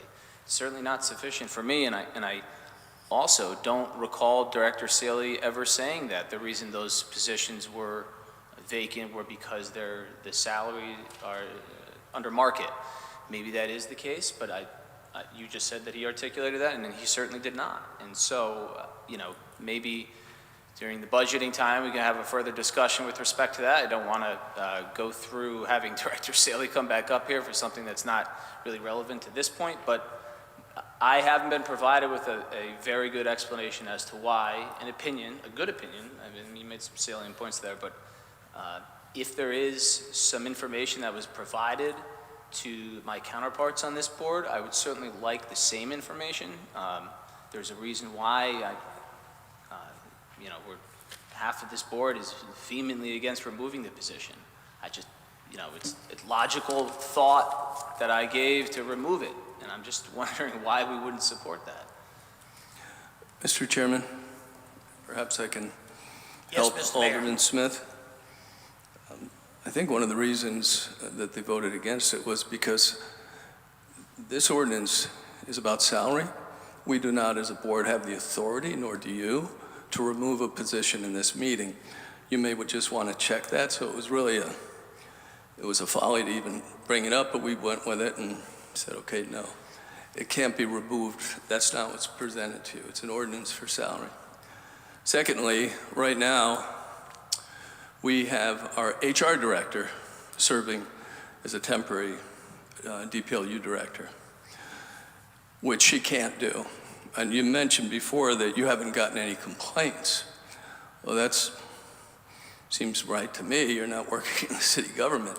We get complaints. We have developers, we have constituents, taxpayers that have issues. Keep in mind that this position manages building and P&Z and inland wetlands and the P&Z board and the zoning board of appeals and the inland wetlands agencies and the CRS funding model and more.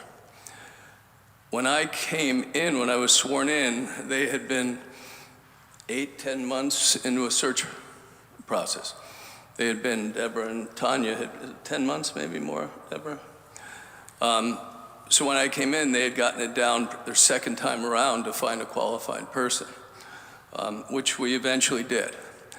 But the need to have a competent director in that position to oversee a pretty large and critical organization, and for us to suggest that because no one's filled it, and we've had a temporary director, therefore we don't need it, respectfully is short-sighted. We as a city need to be seeking out new revenue streams and redefine our business model. And we need to encourage business, work closely with economic development, and this person needs to not only direct these departments, but also be a subject matter expert to help guide the city into the next generation of this work. So A, we couldn't remove the position in this ordinance. It wasn't up to be removed. It wasn't within our authority. And secondly, this person is the result of almost a year of searching. So it's something the city really needs. If you want to talk to Tanya, who tries to divide her time and put out fires, you're welcome to do that. But hopefully I've answered your concerns. Thank you, Mr. Chairman. Alderman Smith, III. Thank you, Mr. Chairman, and through you.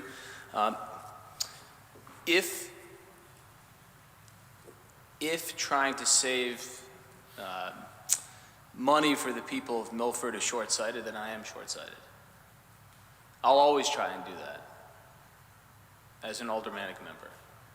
I'll continue to try and do that as an aldermanic member. I'll do that all throughout the budget. So if trying to find cost savings for the people of Milford is short-sighted, you can call me that, and that's okay. But I don't think, based on what I've seen, that we need the position. If we do need the position, much like these other prior projects that we have talked about, if we do need that position in the future, just like the committee did at one time and created it, they can create it again. And so, again, I take great exception to being called short-sighted, but I will always try and save this city money. Thank you. There's a motion on the floor. Any more discussion? Seeing none, all in favor? Opposed? Motion passes unanimously.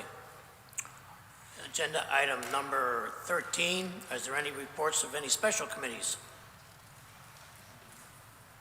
Alderman Healy. Thank you, Mr. Chairman. The Public Works Subcommittee met, and just one side note, during the budget process, and I am the chairman of the, I'll wait until we're done. Okay.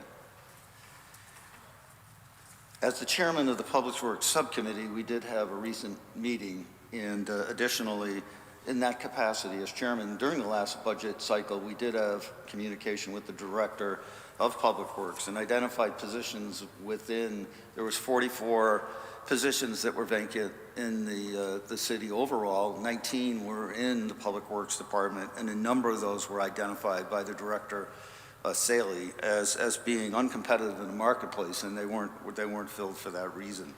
When we met at our most recent meeting, we talked about their operational needs. We talked about their budget. They're currently meeting with the mayor and aligning with a new budget coming in July, so discussions will go further. We talked about their equipment needs and efficiencies. So it was a comprehensive meeting that we had with the members of the Public Works Department in our subcommittee. And I wanted to extend, as the mayor did, a thank you on behalf of our subcommittee to the director and the members of the Public Works Department for the outstanding job that they did in the recent storm. Thank you. Thank you, Alderman Healy. Next item agenda is the executive session. There is none. Is there a motion to adjourn? So moved. Motion is made and seconded to adjourn. All in favor? Opposed? Meeting adjourned. Thank you, ladies and gentlemen. Thank you, Madam Secretary.